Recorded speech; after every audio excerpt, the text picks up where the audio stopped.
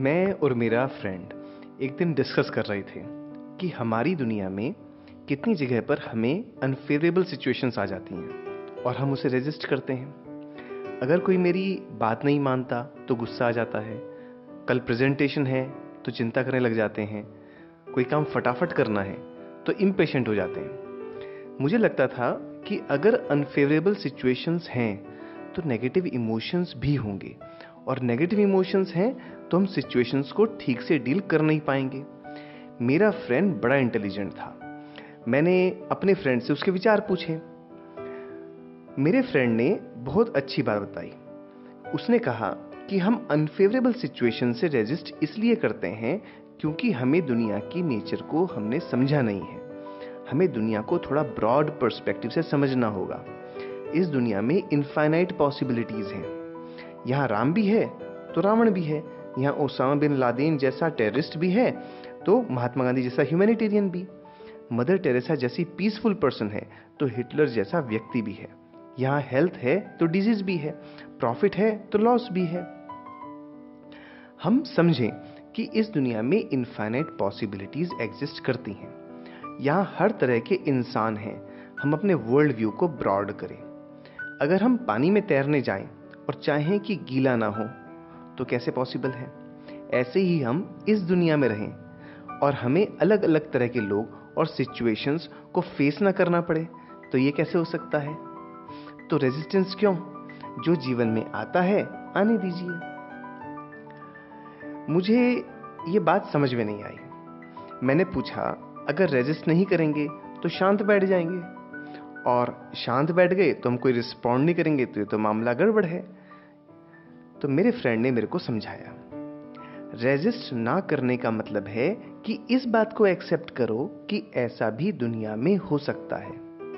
मान लो कोई व्यक्ति जीवन में कहीं फेल हो जाए, दोस्तों ने उसकी मजाक उड़ा दी तो डिप्रेस हो जाता है, और डिप्रेशन में स्टेप्स नहीं ले पाता जो कंस्ट्रक्टिव हो, सकारात्मक हो, और बल्कि अपना ही नुकसान करना शुरू कर देता है। उसको चाहिए कि पहले वो इस बात को एक्सेप्ट करे कि सक्सेस और फेल्योर दोनों ही इस दुनिया की पॉसिबिलिटीज हैं। मजाक उड़ना या सम्मान होना दोनों ही इस दुनिया की पॉसिबिलिटीज हैं। इस पॉसिबिलिटी को एक्सेप्ट करे कि फेल्योर भी दुनिया में होती है, और क्योंकि वो इस दुनिया का पार्ट है तो उसके साथ भी ऐसा हो सकता है।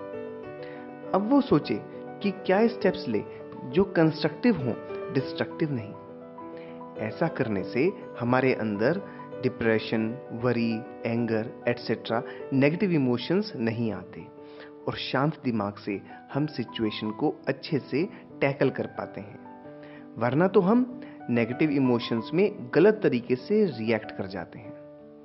अगर ऐसा हमारा जीवन हो जाए कि हम हर सिचुएशन को एक्सेप्ट करें, शांत रहें और पॉजिटिव तरीके से सिचुएशन में राइट स्टेप्स लें, तो जीवन एकदम स्मूथ हो जाएगा, और यही हमारे लिए एक आइडियल लाइफ होगी।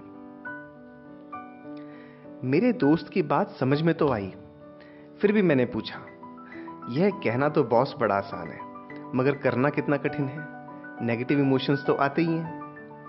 मेरे फ्रेंड ने शांति से मुझे समझाया कि रामचंद्र जी को देखो। रामचंद्र जी का सब लोग इतना आदर क्यों करते हैं? उन्हें राज सिंहासन मिलने वाला था, मगर उसकी जगह उन्हें जंगल जाना पड़ा। उन्होंने ये नहीं सोचा कि मेरे भाई को क्यों मिल गई गद्दी और मेरे को नहीं। उन्होंने सिचुएशन को रेजिस्ट नहीं किया और अपने सही कर्तव्य का पालन किया। उसके बाद उनके जीवन में कितने अनफेवरेबल सिचुएशंस बनी। उनकी वाइफ सीता जी का किडनैप हो गया। अपनी वाइफ को लेने के लिए उन्हें लड़ाई भी लड़नी पड़ी। वो खुद तो महलों में रहे और उनकी पत्नी और बच्चे जंगल में रहे, और अपने ही बच्चों से लव और कुश से युद्ध भी करना पड़ा। उनके जीवन में इतनी स्ट्रगल थी जिसे कोई भी नहीं चाहता, मगर फिर भी उन्होंने हर परिस्थिति में, सिचुएशन में अपने सही कर्तव्य का पालन किया। हमेशा ऐसा एक्शन लिया जो कंस्ट्रक्टिव हो।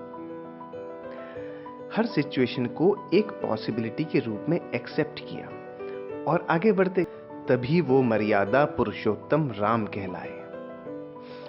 कोई भी बैड सिचुएशन आने पर हमें इन स्टेप्स को फॉलो करें।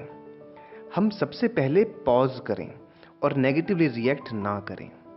फिर हम समझें कि यह भी दुनिया की एक पॉसिबिलिटी है। इसकी एग्जिस्टेंस को एक्सेप्ट करें कि हाँ, दुनिया में ऐसा हो सकता है, बहुतों के साथ होता आया है, जिससे हमारा मन शांत रहे। फिर हम शांत मन से सोचें कि कैसे मैं इसको डील कर सकता हूं, जो कंस्ट्रक्टिव हो, सकारात्मक हो, नकारात्मक ना हो। जो हमारे स्टेप्स हो वो फायदे के होने चाहिए, मेरे लिए भी और दूसरे के लिए भी। हो सकता है थोड़ा मेरे को खुद को एडजस्ट करना पड़े, और फिर हम उन कंस्ट्रक्टिव स्टेप्स को इंप्लीमेंट करें। एक बार हमने सिचुएशन को एक्सेप्ट कर लिया, फिर हम सिचुएशन को नेगेटिवली ना देखें। अगर नेगेटिव इमोशंस आए तो एक्सेप्टेंस से उसे शांत करें। तो ये सूत्र हमने सीखा, accept and then respond constructively. अगर मीटिंग में कोई बात नहीं मानता तो गुस्सा करने की बजाय सोचें कि मैं क्या परिवर्तन कर सकता हूं कि सामने वाले को समझ में आ जाए। अगर घर में किसी की तबीयत खराब हो तो डिप्रेस होने की बजाय विचार करें कि क्या सही एक्शन हो सकता है। कभी कभी कोई ऐसा रिस्पॉन्स हमें समझ में नहीं आता जो सकारात्मक हो, तो ऐसे में किसी मेंटोर से हेल्प लें। और फिर भी कुछ ना हो तो डिस्ट्रक्टिव रिस्पॉन्स से अच्छा है शांत रहें, अपने को एडजस्ट कर लें। जीने के 2 मूल मंत्र हैं जो हमने आज सीखे। पहला, इनफाइनाइट पॉसिबिलिटीज एग्जिस्ट, इसको तो हम समझें। दूसरा, accept and then constructively respond, ऐसा अपन जीवन में हम उतारें। आज हमने पुराने शास्त्रों में 5 परिवर्तन में जो जीव की इनफाइनाइट पॉसिबिलिटीज बतलाई गई हैं उससे ज्ञान लिया। कैसे यह जीव अनेक प्रकार की पॉसिबिलिटीज से होता हुआ इस दुनिया में गुजरता है, जीवन और मरण के चक्र के द्वारा, ये 5 परावर्तन में बतलाया गया है। और राग द्वेष को कैसे कम करें, उससे भी हमने काफी कुछ सीखा। और वीडियोस में पुराने ग्रंथों के और कॉन्सेप्ट से कैसे हम अपने जीवन को बेहतर बनाएं ये समझेंगे। इस सीरीज के वीडियोस की प्लेलिस्ट का लिंक आप डिस्क्रिप्शन में देख सकते हैं, जिसमें आपको इस तरह के और भी वीडियोस मिलेंगे।